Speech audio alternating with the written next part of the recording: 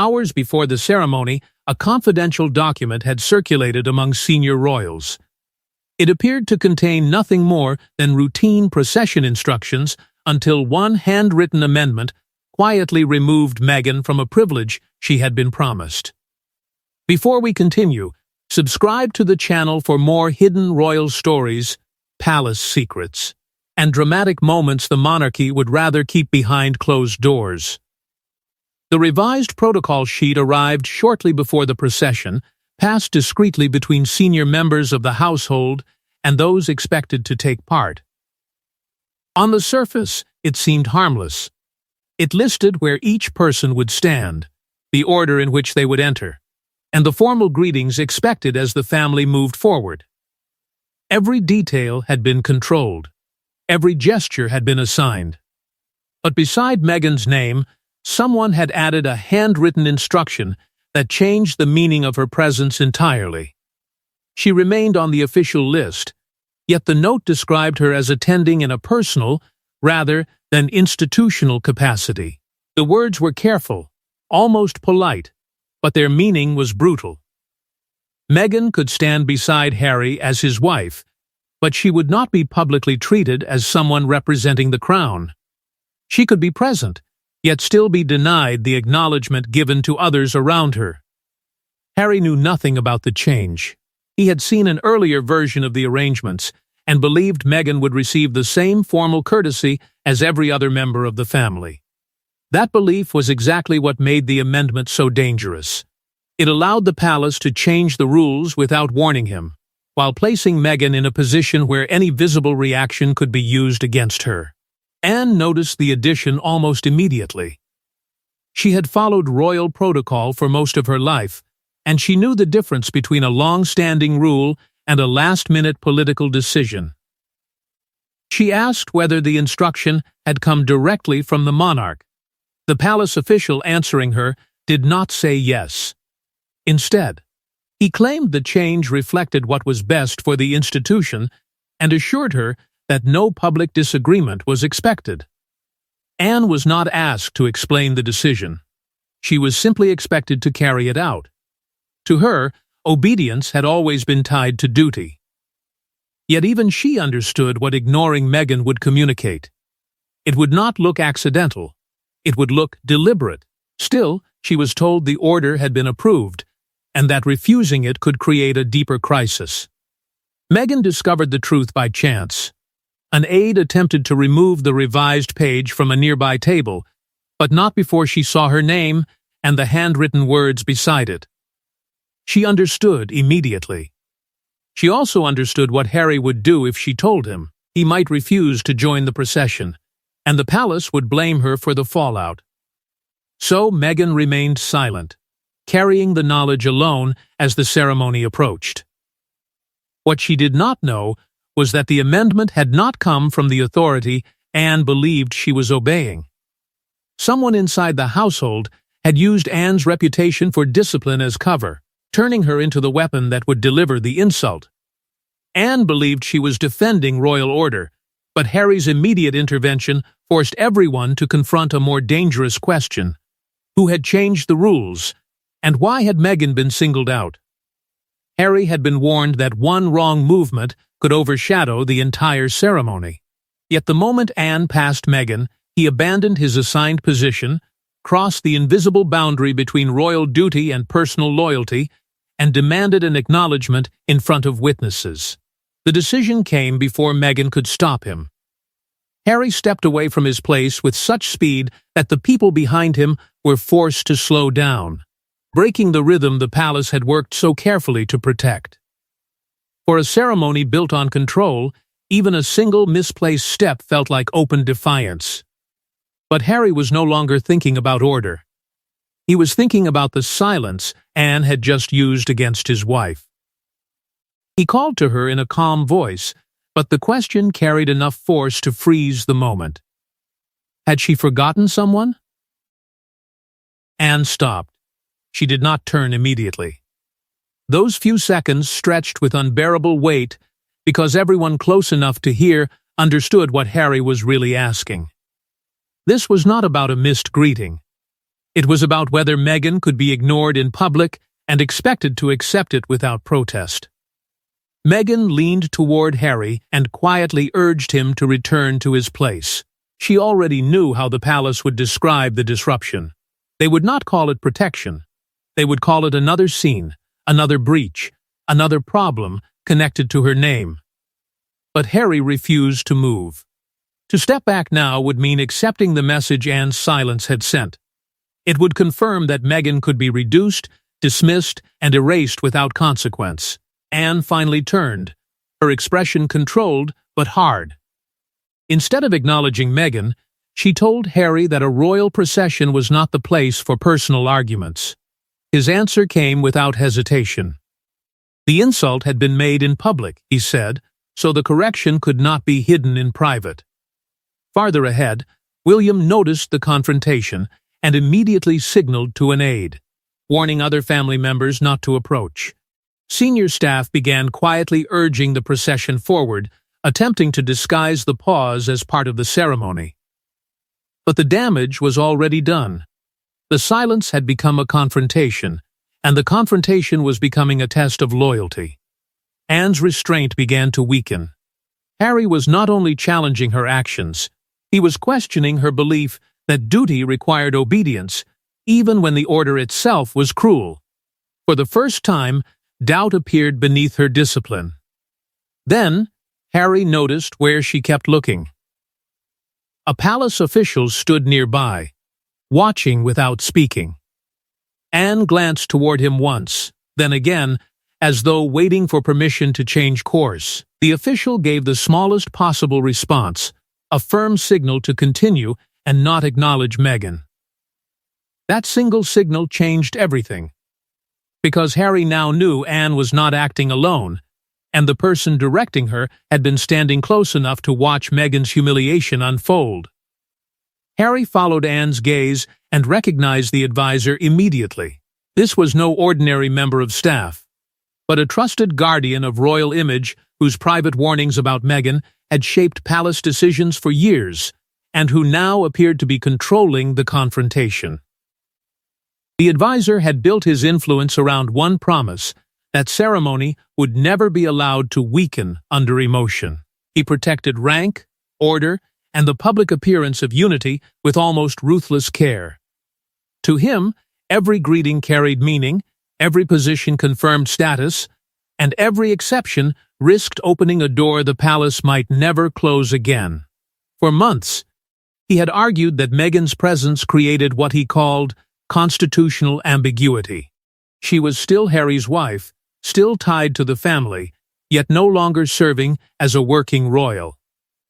In his view, a formal acknowledgement during the procession could be interpreted as something more than courtesy. It could look like restoration.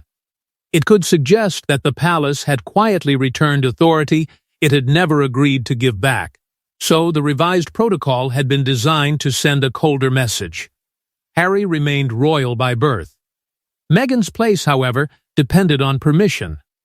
Anne had been chosen because she was unlikely to soften the rule. Her discipline made her useful.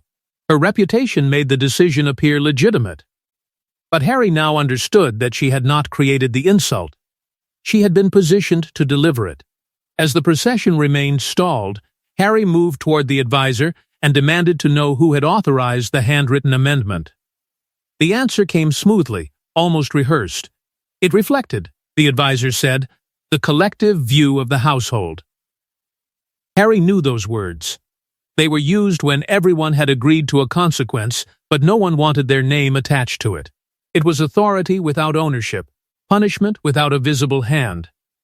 Meghan quietly asked Harry to stop.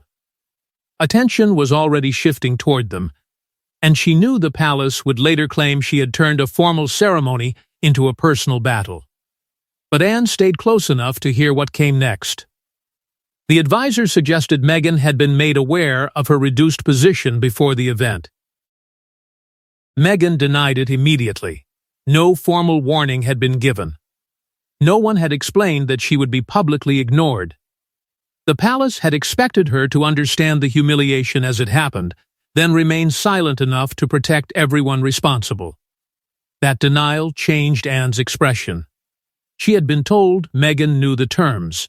Now she began to see that crucial information had been withheld from her. Still, the advisor refused to retreat. Restoring the acknowledgement, he warned, would weaken the authority of the procession and make protocol appear negotiable under pressure. Harry's answer was final. "Correct the insult now," he said, or he and Meghan would leave together. Harry's threat placed the monarchy in an impossible position: allow him to walk away beside Meghan, or force Anne to reverse herself before the entire royal gathering. Anne had spent her life obeying rules others found unbearable, but when she realized the palace had hidden the truth from her, her anger shifted away from Meghan and toward the officials who had turned her sense of duty into a weapon. She demanded to see the full authorization behind the revised protocol. No more careful phrases. No more claims about the household's shared view. Anne wanted the document itself, the approval behind it, and the name of the person who had truly ordered Meghan's public exclusion. The advisor hesitated before producing the page. That hesitation told Anne almost as much as the paper did. There was no direct royal signature, no clear command from the monarch. Instead, the document carried approval marks from several members of the household, each one strong enough to suggest authority, but weak enough to deny responsibility later. Anne understood immediately. The decision may never have been presented clearly to the person in whose name it was being enforced. Her anger hardened. Her reputation for discipline had been used to give the order weight. Others had written the message, hidden behind procedure, and expected Anne to deliver it without question. They wanted her sense of duty, but not her judgment. They wanted her name attached to the consequence, while their own remained protected. Harry, still furious, accused her of choosing rules over family. Anne did not retreat. She told him she could defend tradition, but she would not defend a rule that had been deliberately misrepresented. That answer did not erase the insult, and Meghan knew it. Anne's anger at the palace did not automatically mean she understood Meghan's pain. So when Anne asked whether Meghan had known about the classification describing her presence as merely personal, Meghan answered carefully. She admitted she had seen part of the document before the procession. She had stayed silent because she feared Harry would refuse to take part, creating another public break the palace could blame on him. The confession wounded Harry in a different way. He was angry at the institution, but also shaken that Meghan believed she had to endure the humiliation alone to protect him. Anne turned on the advisor. Meghan had been trapped, she said. If she protested, she would be called disruptive. If she stayed silent, the insult would stand. The advisor insisted that emotional pressure could not decide ceremonial status. Anne's reply was merciless. Secret manipulation was not protocol. It was cowardice disguised as tradition. She appeared ready to turn back and acknowledge Meghan. Then, another senior royal approached, carrying a fresh instruction. The advisor was no longer claiming responsibility. The order, they said, had come from a far more powerful name. The conflict was no longer between Anne, Meghan, and Harry, because the name attached to the decision carried enough authority to silence the entire procession. When the source of the order was finally revealed, even Anne went silent. The decision had allegedly come from the highest level of the family, but the wording sounded less like a monarch's command and more like someone exploiting royal authority for a private purpose. A senior courtier stepped forward and claimed the revised treatment had been approved on behalf of the sovereign. The phrase carried weight, but it also created immediate doubt. It did not prove that the monarch had seen the handwritten amendment. It did not confirm that Meghan had been named. It only wrapped the decision in enough royal authority to make questioning it feel dangerous. Anne refused to accept the wording. She asked the courtier directly whether the sovereign had personally ordered her to ignore Meghan. The answer never came. Instead, the courtier said the ceremony had to reflect the present structure of the monarchy. It was a careful response, polished enough to sound official while avoiding the truth. Harry recognized the tactic immediately. The household was hiding behind the crown, using its power as a shield so no one could be held responsible. For Meghan, the cruelty was no longer only in the silence. It was in what that silence had become. A simple acknowledgement had been turned into a test of obedience, as though her dignity depended on whether she accepted being reduced without protest. She had not expected warmth, but she had not expected the palace to make humiliation part of the ceremony. William quietly joined the confrontation and asked whether the monarch had been told that Harry might leave. The courtier hesitated, then admitted the full consequences had never been presented. Officials had believed Harry would not risk disrupting the event. That admission exposed the palace's deepest mistake. They had expected Meghan to absorb the insult and Harry to remain in line. Anne accused the household of gambling with family unity to protect a controlled public image. William urged Harry not to leave, warning that his departure would become the only story and push the family further apart. Harry's reply was cold and clear. Staying without a correction would teach the palace that Meghan could be erased whenever it was useful. Anne offered one final compromise. She would return, acknowledge Meghan, and allow the procession to continue, but only if officials accepted that the earlier interruption had been procedural rather than personal. The courtier refused. Royal hierarchy, he said, could not be rewritten under pressure. That was when Meghan finally spoke. Quietly, but with enough force to change the entire argument, she revealed that Anne's silence was not the first effort to isolate her that day.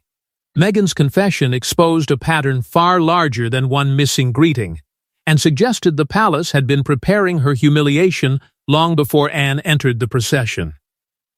Meghan had remained silent through altered seating, restricted entrances, and missing invitations because she feared being accused of creating drama. But Anne's public rejection was the final piece of a hidden plan designed to reduce her presence without officially banning her. She began with the first change. Her arrival time had been moved at the last moment, separating her from the senior family members who were meant to enter together. Then, her access to a private reception was removed without explanation, even though Harry's invitation remained active. A formal name card linking her to the royal family had also been replaced with a simpler personal title, one that made her presence appear less official and easier to dismiss. There were other instructions, too. Meghan had been told not to approach certain senior royals unless they spoke to her first. Palace aides described each change as small, practical, and necessary. But now, spoken together, they formed something far more deliberate. This was not one misunderstanding. It was a system of isolation built piece by piece. Harry was stunned. He had been told the altered arrangements were meant to protect Meghan from press attention and reduce pressure around her appearance. The truth was the opposite. The palace had used the language of protection to hide a quiet removal of status. Meghan explained why she had kept it from him. She knew that if Harry understood the full plan, he might refuse to attend. And if he did, officials would say she had caused another break with the family. So, she had carried the burden alone, hoping the ceremony would pass without open conflict. Anne now saw the full design. Her silence in the procession had not been an isolated act. It was meant to become the final public confirmation that Meghan's place had been reduced. William demanded to know who had approved every alteration. The answer led back to the same advisor's office. The advisor defended the decisions, insisting they were needed to prevent confusion about Meghan's role. But Meghan challenged the contradiction with painful clarity. The palace had invited her because her presence supported the image of family unity, then removed every sign that she truly belonged. Harry's anger sharpened. They wanted Meghan visible enough to strengthen the monarchy, he said, but powerless enough to be ignored. For Anne, the danger now reached beyond one insult. She understood that palace systems had turned family members into tools against one another, hiding manipulation behind rank and duty. Continuing the procession would no longer mean preserving order. It would mean accepting the deception, and Anne had made her choice. For the first time that day, Harry was no longer the only royal ready to step out of line, and Anne's next move threatened to destroy the palace's carefully prepared illusion of unity. The procession had already begun moving again when Anne stopped, turned against the direction of the ceremony, and walked back toward Meghan. It was a simple movement, but inside the monarchy, it carried the force of an open rebellion. Senior aides quietly urged her to continue, but Anne ignored them. Royal processions were built to remove uncertainty. Every step had meaning, every pause risked exposure, and no one was expected to change direction once the ceremony had begun. Yet Anne did exactly that. She returned without waiting for approval from the advisor, the courtier, or anyone claiming to speak for the crown. Harry stood beside Meghan, unsure of what was coming. Anne might apologize. She might defend the order. She might even warn them both to fall back into place. The uncertainty made the moment more dangerous, because one wrong sentence could deepen the fracture beyond repair. Then, Anne formally acknowledged Meghan. She addressed her with the respect that had been withheld only moments earlier, correcting the insult in the same public space where it had been delivered. Meghan answered calmly. She did not smile in victory or use the moment to embarrass Anne. She understood that this was not yet peace. It was only the first visible crack in a much larger system. Anne turned to Harry and told him he had been right to intervene. But she also warned him that public defiance carried consequences the palace would not forget. Harry did not hesitate. Silence, he said, would have carried a greater cost for his marriage. Anne then made her position clear. She would not continue until the revised instruction was removed from the ceremonial record. William supported her, arguing that the monarchy could not claim dignity while protecting hidden rules and manufactured humiliation. The advisor pushed back. Removing the amendment now, he warned, would appear to reward Harry's confrontation and weaken the authority of the household. Anne's answer cut through every excuse. Leaving the words in place would prove that the crown allowed deception to be carried out in its name. The officials finally agreed to withdraw the language temporarily, though they insisted the decision would be reviewed once the ceremony ended. The procession resumed under a changed order, placing Harry and Meghan closer to Anne than originally planned. Publicly, it looked like unity had been restored. But the compromise was already turning into another trap. Before the procession had even finished, a private review had been scheduled to examine Anne's actions, Harry's disruption, and Meghan's status. Harry was not invited. The public crisis appeared contained, but behind palace doors. A far more dangerous confrontation was being prepared, one that would decide whether Anne's intervention protected Meghan or made her position even more vulnerable. By evening, the palace had transformed the procession incident into a question of discipline. Harry was accused of disrupting royal order, Anne of undermining authority, and Meghan of becoming the center of another crisis, yet the hidden document told a very different story. Senior royals and advisors gathered privately to decide who would carry the blame. Harry was initially excluded because officials claimed his emotional involvement made him unable to speak objectively. But Anne refused to enter the meeting without him. She had already been used once. She would not allow the palace to judge his actions while denying him the right to explain them. Meghan chose to remain outside. She understood how quickly her presence could change the argument. Instead of discussing the altered instructions, officials might focus on her tone, her reactions, or the old accusations attached to her name. So, Harry entered alone, carrying every hidden exclusion she had endured that day. He revealed the changed arrival time, the missing reception invitation, the altered name card, and the order preventing Meghan from approaching senior royals. The advisor defended each decision as necessary to protect the monarchy's boundaries. But Anne placed the unsigned amendment before the room and demanded the one answer no one wanted to give. Had the sovereign personally approved the instruction to ignore Meghan? The courtier finally admitted that only a general approach had been authorized. The exact wording may never have been shown to the monarch. That confession shattered the palace's strongest defense. Royal authority had been used to enforce an order the sovereign may never have seen. William called it what it was: deliberate protection through uncertainty. The household could benefit from Meghan's exclusion while ensuring no senior royal appeared directly responsible. The advisor was removed from future ceremonial planning while the decision was reviewed. The amendment was withdrawn, but the palace refused to offer a public explanation. Harry rejected the idea that a private correction could erase a public humiliation. Anne later warned him that the institution would always protect its image before admitting cruelty. Meghan, however, told Harry that his intervention had already changed something important. He had refused to let the palace decide her value through a missing greeting, a secret document, or a carefully controlled silence. The family returned to duty, and the public appearance of unity survived. But beneath it, the fracture remained. Anne's silence had begun as obedience. Harry's intervention had become resistance. And Meghan's confession had exposed how easily tradition could be turned into a weapon.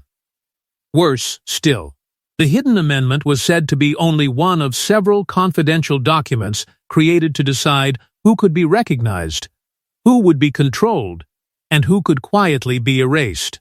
The procession lasted only minutes, but the silence inside it revealed something the palace could never fully hide.